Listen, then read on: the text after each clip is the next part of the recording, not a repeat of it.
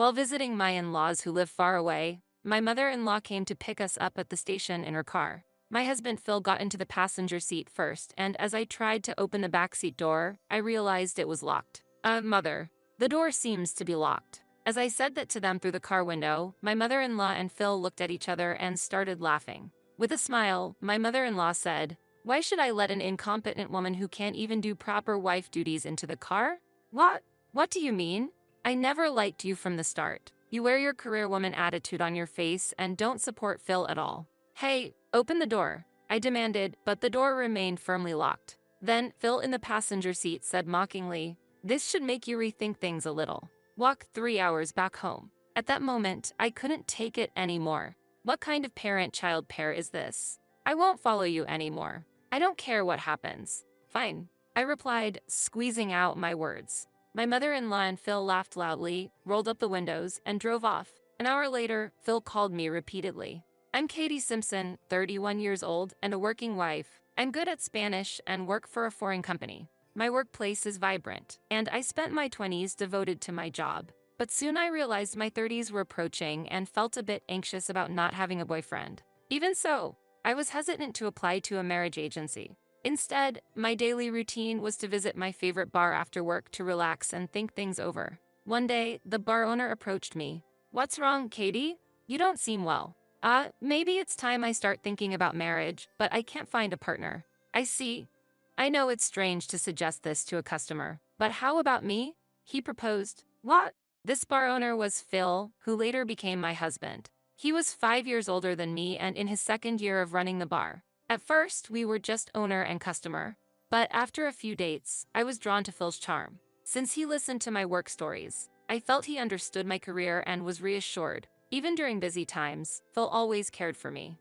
A year into our relationship, he proposed to me, and I happily accepted. After that, my parents approved of the marriage, and we visited Phil's family. His family lives in the suburbs, a 3-hour walk from the nearest station. We headed to his parents' apartment in a rented car. Phil's father had already passed away, and his mother lived alone in the apartment. Suppressing my nerves, I greeted his mother, Diane, respectfully. "Nice to meet you. I'm Katie Simpson.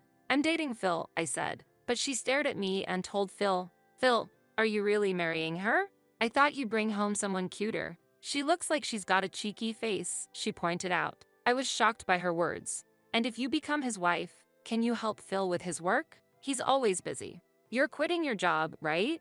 she questioned. I hurriedly explained that I intended to continue working at my foreign company and had no plans to quit. "You think you can be a wife like that? I don't care if you work for a foreign company, but you're just cheeky." "Phil, don't marry this woman," she criticized. I looked at Phil for help, but he said, Hey, Mom. Katie's salary is high. It's fine if she keeps working, right? Good income, huh? Well, if that's the case, I guess it can't be helped." Phil's words seemed to soften his mother, but I was still hurting. "Even if you get married, don't slack off at work," she warned, and I felt troubled by her advice. Though she approved of our marriage, her words made me anxious. But with our home and her place being 4 hours apart, believing we'd have little contact with his strict mother, I decided to marry Phil. Afterward, we rented a 3-room apartment near Phil's bar and began our newlywed life. However, Phil didn't help with any housework. He would come home after I had fallen into a deep sleep and sleep until noon.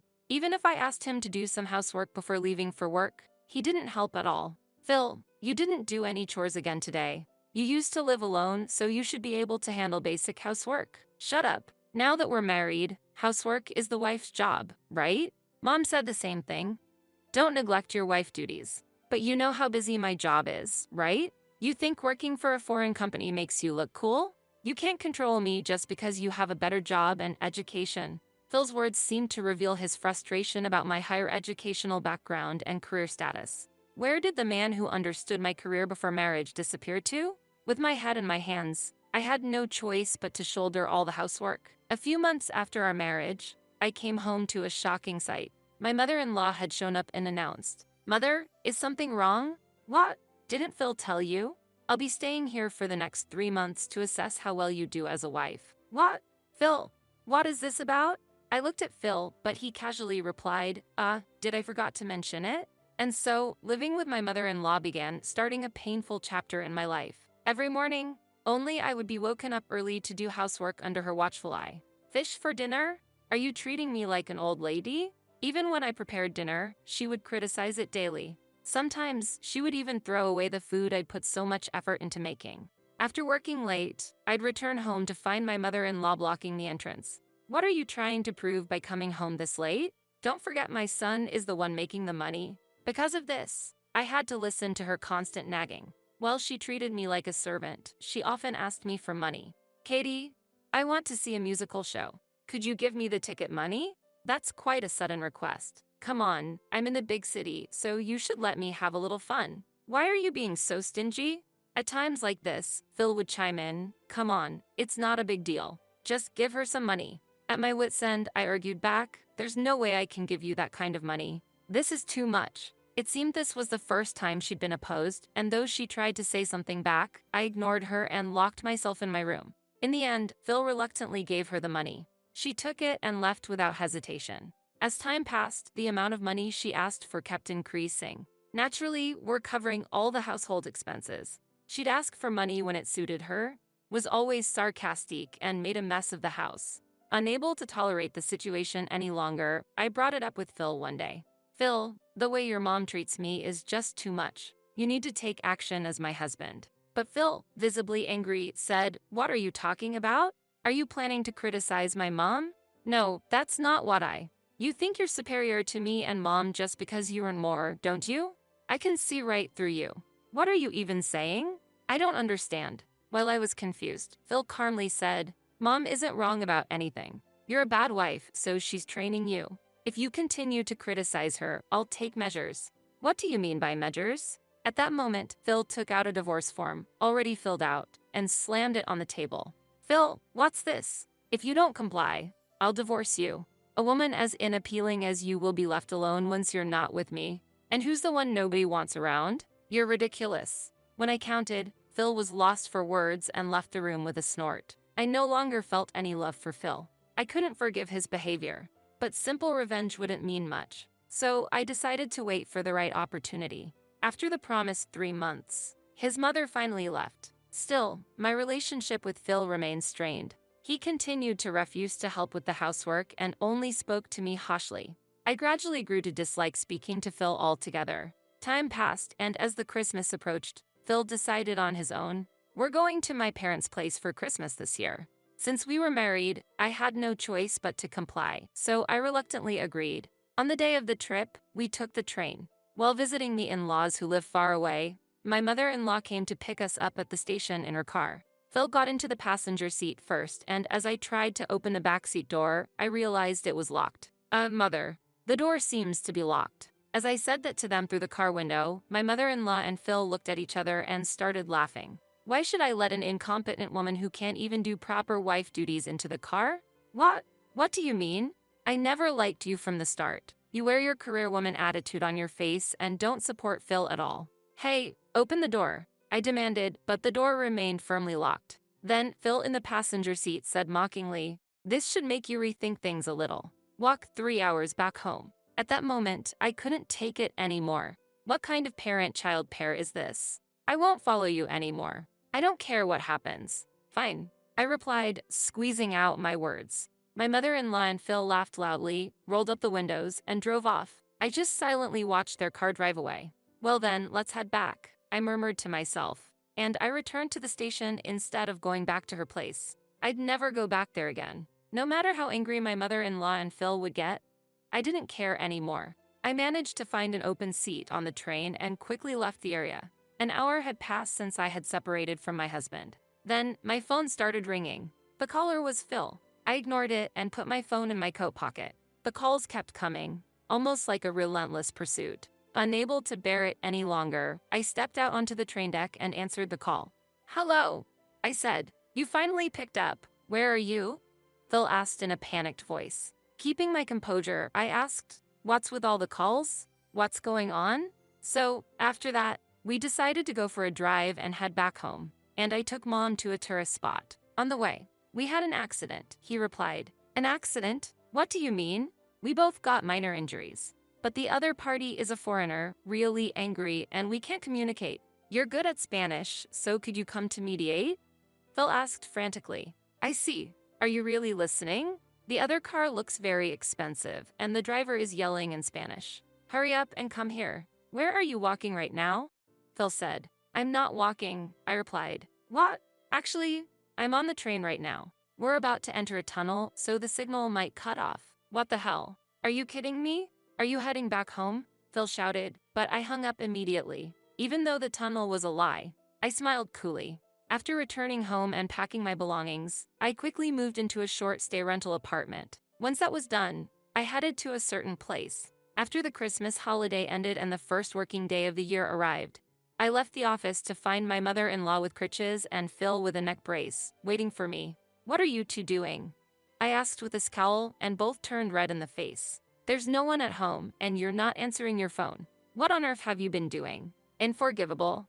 They yelled, so to avoid causing a scene, I led them to a nearby cafe. Why did you not come last time? And you call yourself a wife? My mother-in-law began to shout, but I ordered coffee and chose to ignore her. Phil couldn't hide his anger and said, because you didn't come back. We had all sorts of trouble afterward. The police came, and in the end, we had to speak directly to the other party. They're foreigners, and not being able to communicate was a problem. Really? I replied. I'll overlook your attitude. So just go and talk to them quickly. They're calling again. With a pushy attitude, Phil handed me the phone. Reluctantly, I answered the call, had a brief conversation with the other party, and ended the call. Phil asked me, so, what did they say?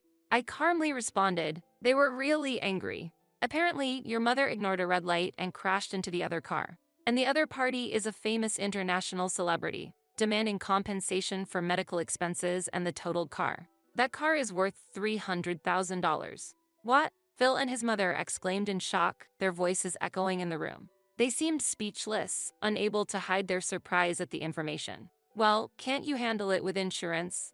I lightly suggested, but my mother-in-law's face darkened immediately. Actually, we don't have insurance. I thought it was a waste of money, she muttered. Oh my, I said with a bitter smile, sensing the atmosphere change. Phil showed his anger toward me and said, what's with that attitude? That's not how a wife should act. Quickly talk to them and make sure there are no additional costs. If it goes to court, you'll be our interpreter. Then, my mother-in-law chimed in. Yes, you're rich, so you should help out with this. It's only natural as a wife. I calmly responded, I'm not a wife anymore. What? Phil looked surprised, but I proceeded to explain the facts matter-of-factly. When Phil presented the divorce form to pressure me, my heart had already gone cold. I swiftly went to the courthouse and filed the divorce papers. I had kept the form Phil had used for leverage in case anything happened. What, you? How could you do this on your own? Phil exclaimed in shock. How disrespectful. His mother accused. Both of them criticized me simultaneously, but I stood my ground and confidently rebutted, I have nothing to do with you anymore. We're just strangers now. You can suffer paying the $300,000 or whatever. You horrible people. I walked away, leaving them fuming with anger. As for what happened afterward, I heard that both eventually made a full recovery from their injuries. Apparently, they weren't that seriously injured in the first place. My former mother-in-law's car was broken beyond repair due to the accident, and the famous foreign celebrity demanded an unimaginable amount in compensation. Phil's bar was never particularly successful, and his income alone was insufficient to support their household. With Phil's low income and his mother living unemployed in an apartment, they had no way to come up with the necessary funds and eventually had to go into debt. Phil moved back to his parents' home, and the two now lived together in a shabby apartment, working hard to repay their debt. Even after hearing these stories, I don't feel any sympathy for them. On the contrary, I even feel a sense of relief. Several years have passed since the divorce, and I've been living alone, focusing on my work. As a result, my stress has decreased and my performance at work has improved, leading to a promotion. Recently, a sincere and reliable man I met through work formally asked to date me with marriage in mind. I intend to accept his proposal. From now on, I'll put myself first and pursue true happiness.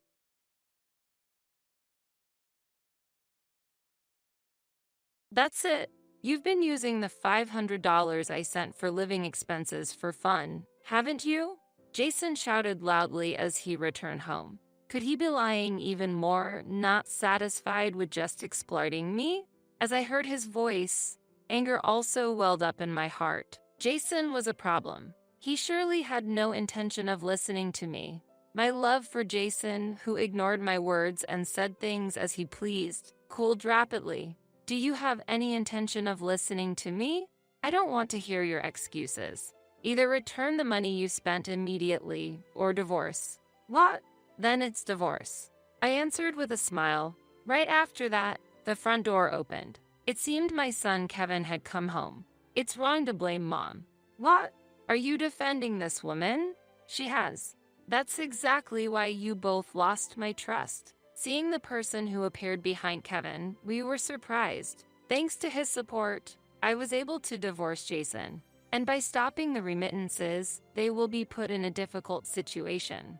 I, Tracy Manning, 37 years old, am a normal part-time office worker and a mother with a son, Kevin, who is in the midst of his rebellious phase. Kevin, ever since he was young, liked his studies and would voluntarily do his homework and prepare for lessons without my prompting. As he entered his rebellious phase, he gradually began to ignore me. However, he never used harsh words or violence. When he became a high school student, I felt this was normal. More difficult than my son were my husband Jason and my mother-in-law Diane. I met Jason in college, and we started dating due to his proactive approach. After graduating, Kevin was born and we got married. How rude to have a shotgun wedding, my mother-in-law criticized. She loved Jason very much and probably thought I took him away. I endured her mistreatment. Sometimes it even endangered my pregnancy. At such times, my father-in-law Michael would save us, saying, "What are you doing?" My father-in-law is strict but kind-hearted, a benefactor who has supported us many times. I keep in touch with my father-in-law, but I keep my distance from my mother-in-law. Honestly, I don't want to get involved with her. Then one day, I got an unpleasant call from my mother-in-law. Hey, could you increase the remittance a bit? Actually, we were financially supporting her. Once, Jason suggested we live together. However, citing unresolved issues from the past mistreatment and Kevin's examination period, I refused. Then, Jason and his mother strongly criticized me. Not wanting to live together is inappropriate for a wife. My mother-in-law said, always dwelling on the past. Jason also said, wait, does living together mean I have to change my desired school? Kevin changed the situation with those words. Kevin, as the heir, was pampered by my mother-in-law. If I don't go to that school, my future will be jeopardized. Do you intend to hinder my dreams? If so, I'll never forgive you. Because of Kevin's words, my mother-in-law had nothing to say. Jason also silently looked at his mother. It was also helpful that my father-in-law was on our side. If you don't value your family, you might lose your job, he warned Jason. My father-in-law runs a company where I work part-time. Jason is the nominal successor, but his lack of work skills is well known. Even I, a part-timer, hear about Jason's incompetence. It's that famous. I think his current position is due to my father-in-law's mercy. Understanding this, Jason stopped mentioning living together. Given this background, we decided to provide financial support instead of living together. I don't feel the need to provide support, but please let me at least do this for my parents, begged Jason, so I accepted it. Jason is lazy, so in reality, I am the one sending the $500 he gave me directly to my mother-in-law. I think there's no need for financial support with your husband's income, but it's for my husband. Just send it quickly without complaints. My mother-in-law insisted over the phone. Arguing would only make my mother-in-law angrier. Until now, Kevin and my father-in-law have been supportive. But now Kevin is in adolescence, and my father-in-law is busy with an important project. It's hard to ask for help. Despite this, my mother-in-law's persistent demands for more money continued, so I decided to add another $300 from my part-time income. Just $300? Well, okay. I've increased the amount, so please don't make unnecessary contact anymore. I firmly warned my cheerful mother-in-law. Keeping distance from my mother-in-law was best, but I couldn't forget my father-in-law's kindness. I plan to endure until Kevin becomes independent. I'm back. Welcome back. After that, I planned to talk to Jason, who had just returned home, about the increased financial support. But Jason avoided even looking at me. Irritated by him, I still tried to have an important conversation. I want to talk a little. Enough, I'm tired. I'm going to take a bath, he said and headed straight to the bath. Picking up the socks and tie Jason left strewn about, I sighed. What's wrong? A voice came from behind, and I turned around in surprise to see Kevin, also looking surprised. That startled me. Kevin. It's been a while since he spoke to me, so I was surprised. Sorry about that. I didn't mean to startle you. It's okay. Did something happen? We talked for the first time in a long time. I was so happy I ended up telling him everything. Being ignored by your own husband is indeed painful. Meanwhile, Kevin listened to my story, seemingly deep in thought. Maybe grandma. Hey, I'm done with the bath. Time for dinner. While Kevin was about to say something, Jason returned to the living room. So, Kevin stopped speaking and went back to his room. Feeling like I missed a precious moment with my child, I served dinner to Jason. Hey, I have something I want to talk about. Even while eating. What? Fish? Not meat. The moment I tried to start a conversation, Jason complained about the meal. You said you wanted fish today, but more importantly, that was this morning, right? Now I feel like eating meat. A wife should sense these things. I don't have ESP. You know, I go shopping after work, right? You should tell me before then. Shut up. You're a failure as a wife. Why did I have to be criticized like this? When I argued back, Jason became more dissatisfied, leading to a marital argument, and I couldn't bring up the topic of financial support. At that time, I didn't realize that Kevin was recording us with his smartphone. Sigh, father-in-law is really a good person. I muttered to myself alone in the living room. To be honest, I had to express it out loud to cope with the stress. My mother-in-law sighed. A younger Jason used to consider my health and help with housework. That's why I decided to marry him. But after Kevin was born, everything changed. While I struggled with Kevin's upbringing, he didn't support me at all, continuously criticizing. Mom would do it this way, mom would be perfect. Thoughts of divorce came and went in my mind. I pondered over the future alone after such events. Around the time Kevin started his summer vacation. During that period, Jason completely ignored me. It was the same behavior as Kevin during his rebellious phase. Is he really a mature adult? There's something important. Come to our parents' house. One day, our family was called to my in-laws' house. It was sudden, and I had work, and Kevin had other plans, so I sent Jason alone. Jason looked a bit displeased, but took a leave and went by himself. Kevin was also getting ready to leave. Kevin, where are you going? Friends. Yeah, that's right.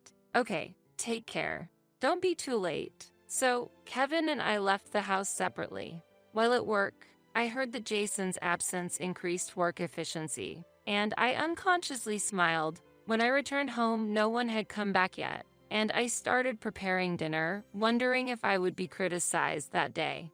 Suddenly, hey, Tracy. Jason yelled as he entered through the front door. What happened, Jason? You seem so upset. You've been deceiving me. With doubtful eyes, Jason shouted at me. What? Not understanding his words, I tilted my head and Jason glared at me with anger. Confused, I understood the situation from Jason's next words. We're getting a divorce. You've been playing with the $500 I gave you for living expenses. As soon as he came home, Jason began his angry tirade. Listening to Jason, anger also welled up in my heart. Jason was out of line. Seeing his behavior, he clearly had no intention of listening to me. Jason's attitude of unilaterally throwing words without listening to me rapidly cooled my affection for him. Don't you intend to listen to me? I don't want to hear your excuses. Either return the money you spent immediately or divorce. What? Then divorce it is.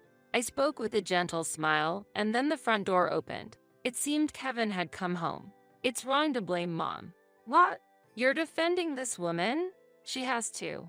That's exactly why you have lost our trust. We were surprised by the person who appeared behind Kevin. Father, Dad, why are you here with Kevin? There stood my father-in-law, filled with indignation. What are you doing? Explain quickly. When my father-in-law asked in a stern tone, Jason immediately stumbled over his words. My father-in-law gazed at him sternly while Kevin took out his smartphone. I recorded all of Dad's behavior towards Mom, including our recent conversation. This will show everyone that Dad is wrong. What?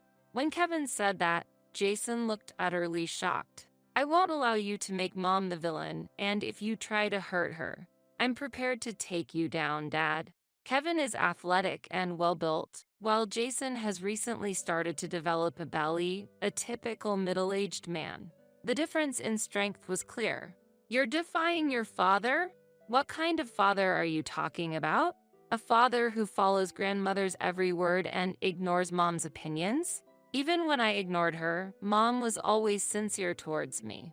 But what are you doing as a father? Is making Mom suffer your job as a father? Jason remained silent at Kevin's calm words. Children grow up before you know it. Despite this situation, I was sincerely happy that Kevin was protecting me. Jason, remember what I said earlier about what happens to a man who doesn't value his family? My father-in-law said this, and Jason's face turned pale. A natural reaction. It's as if he's saying he's about to fire him. Mom, here. This is a divorce form? What I was handed was a divorce form. Why did Kevin have this? I never expected such preparations. You don't have to worry about me. Encouraged by Kevin's words, I quickly filled in my part and handed it to Jason. Without hesitation, Jason signed the divorce form and then looked at me, surprised. What? Are you sure? Won't you be in trouble if we get divorced? I'll manage. It's easier than living with you.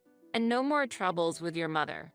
But you have no choice but to sign the divorce form. Sign it now. Jason hesitated slightly, but under my father-in-law's stern gaze, he signed the divorce documents, looking dejected. Kevin, pack up. We're going to my parents' house. Got it. After that, we quickly packed our things and headed to my parents' house, sent off by my father-in-law. Jason, who tried to follow us, was glared at by Kevin and my father-in-law, stopping him in his tracks. We decided to stop by the city hall on the way to submit the divorce form. I'm truly glad Kevin and my father-in-law came back together. They made it possible for me to divorce Jason smoothly. What about the financial support? Of course, I'm stopping it. Stopping the financial support would definitely change their situation. Upon arriving at my parents' house, they welcomed us warmly, despite the sudden visit. After ensuring we were okay, my father-in-law went home. Hey Kevin, why were you with grandfather? Choosing a calm moment, I asked Kevin. Actually, I had a meeting planned with Grandpa today. It turned out his plan for the day was to talk with my father-in-law. Kevin had told my father-in-law about the financial support and Jason's daily behavior after hearing about it from me. They had made plans to meet to discuss future strategies. It turned out that my father-in-law didn't know the details of the financial support. Come to think of it, my father-in-law was absent when the financial support was decided. The topic of financial support came up after my father-in-law had left the room. The subsequent arrangements were made over the phone with my mother-in-law. I would tell my husband, and my husband understands, she said, but maybe that was a mistake. And when Kevin told my father-in-law about the situation, he seemed to be trembling with anger. Diane should have sufficient funds from me. What is she spending the money on? As a result, my father-in-law apparently conducted an investigation into my mother-in-law's activities. What became clear was my mother-in-law's wasteful spending habits. She had been using the financial support we sent for extensive shopping. During my mother-in-law's absence, a search of the storage revealed countless branded items and luxury jewelry.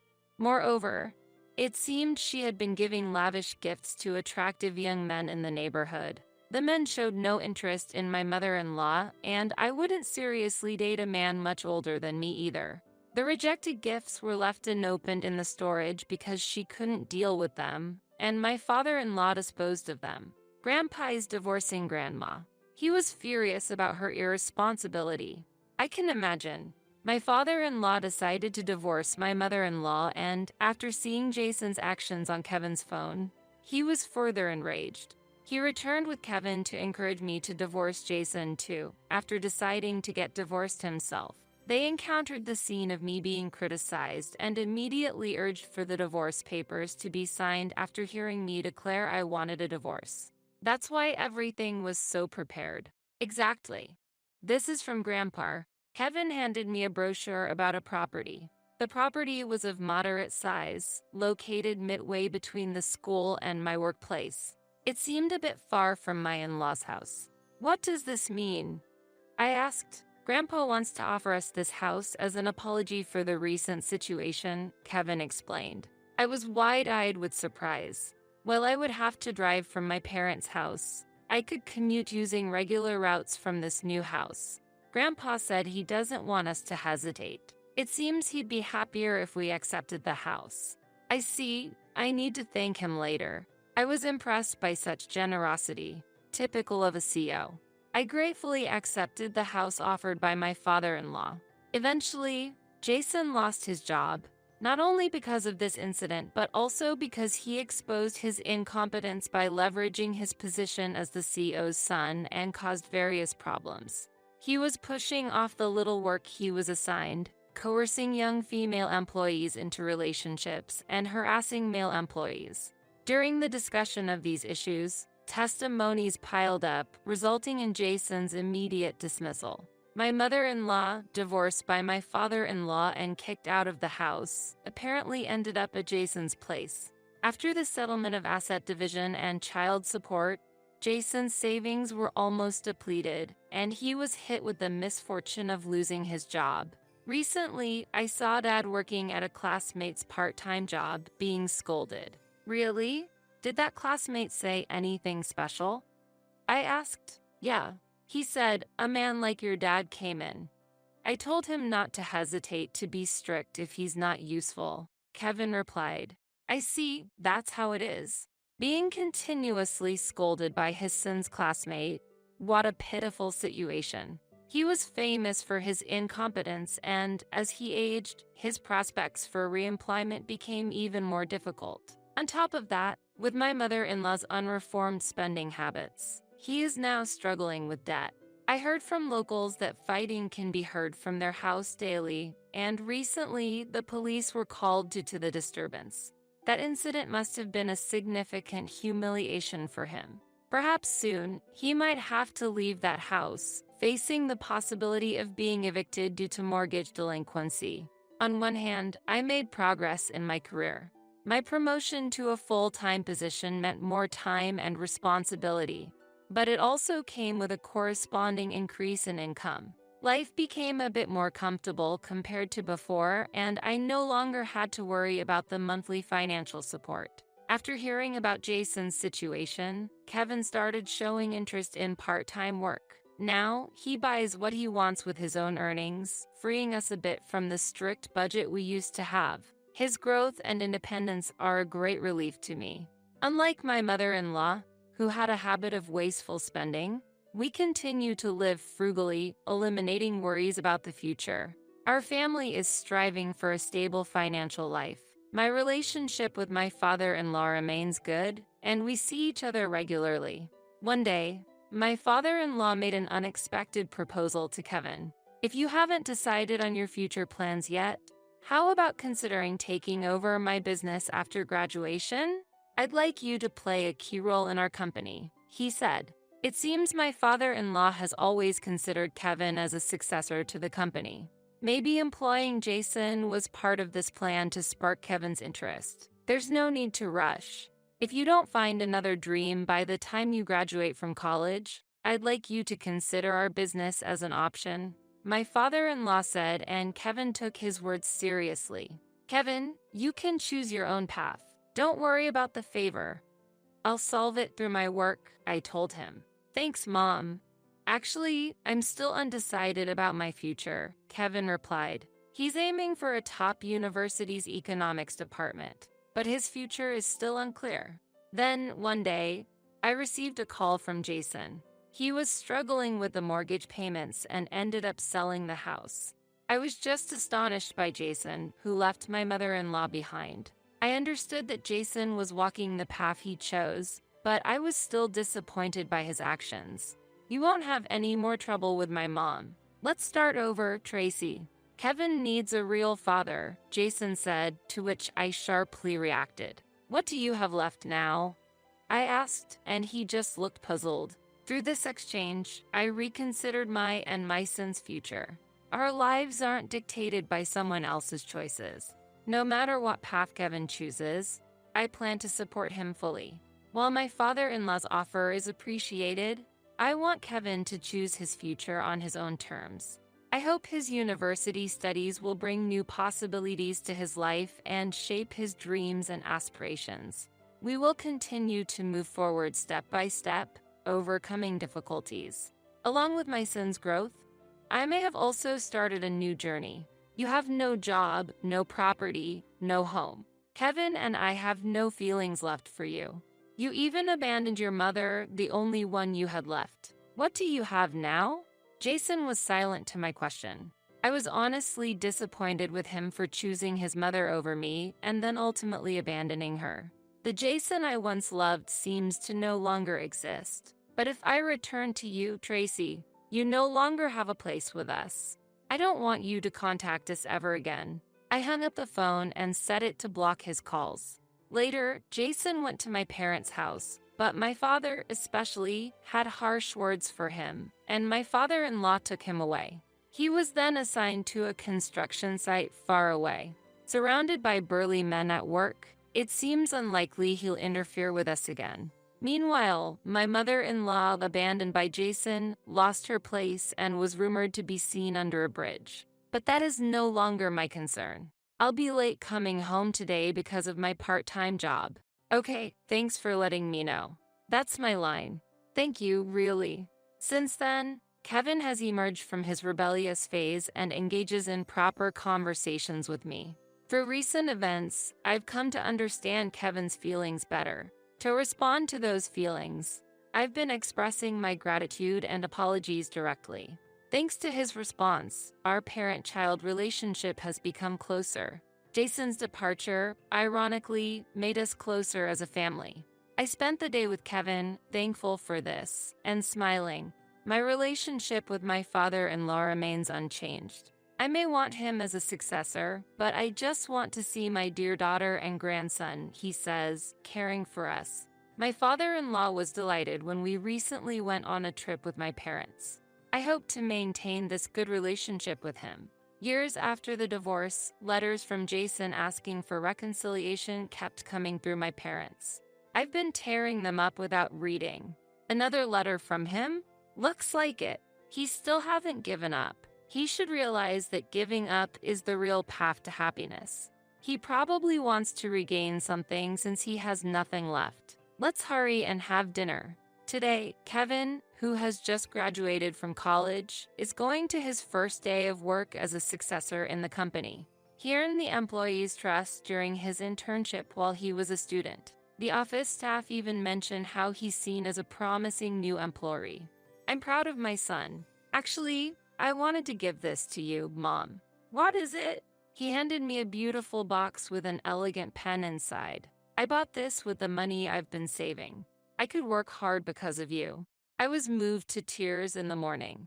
I want to continue living peacefully and closely as a family.